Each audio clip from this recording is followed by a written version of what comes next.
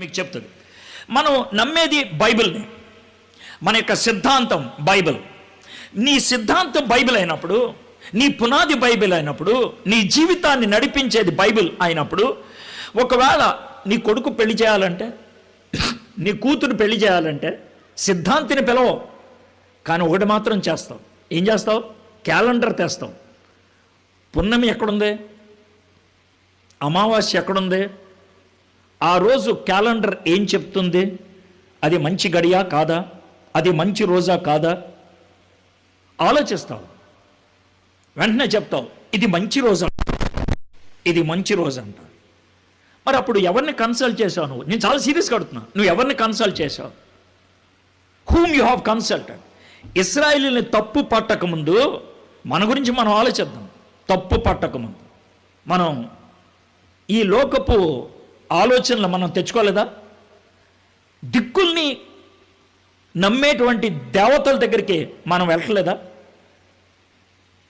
ఇల్లు కట్టుకుంటున్నాం, తూర్పు గుమ్మ ఉండకూడదంట.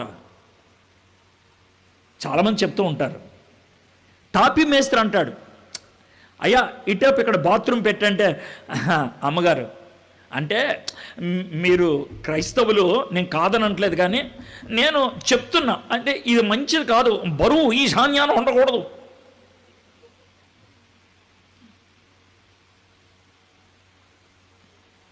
అవునంటారా? అవునండి. అయితే ఆజ్ఞ ఆయన పెట్టండి బాత్రూమ్.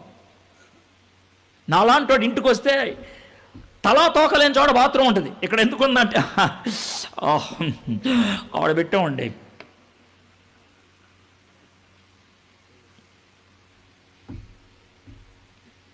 ఎవరు చెప్పారు నీకు ఇది?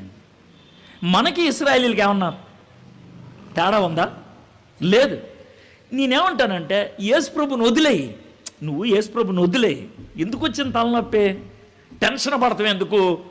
ఎందుకు లోన్ ఒకటి బయట ఒకటి చెప్పడం? బిందాస్ బతికేసేయి, బతికేసేయి. ఆ దిక్కులన్నీ ఎవరు చూసుకుంటారో వాళ్ళ దగ్గరికి వెళ్ళి చూసుకో. రెండు పడవల మీద ఎందుకు కాలేస్తావు? నీకెవరు చెప్పాడు మన జీవితంలో కొన్ని పవిత్రంగా ఉండాలి, కొన్ని పవిత్రంగా ఉండకూడదని? ఎవరు చెప్పారు? మన జీవితంలో ఏదైనా కూడా పవిత్రంగానే ఉండాలి.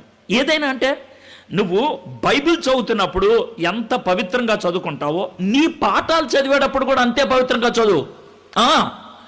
ఎందుకు చదవాలి అంత పవిత్రంగా అంటే, నీకు ఎవరిచ్చారు ఈ చదువుకునేటువంటి అవకాశం? దేవుడు కదా, దేవుడిచ్చాడు నీకు చదువుకోవడానికి అవకాశం. దాన్ని అలాగే చదువు.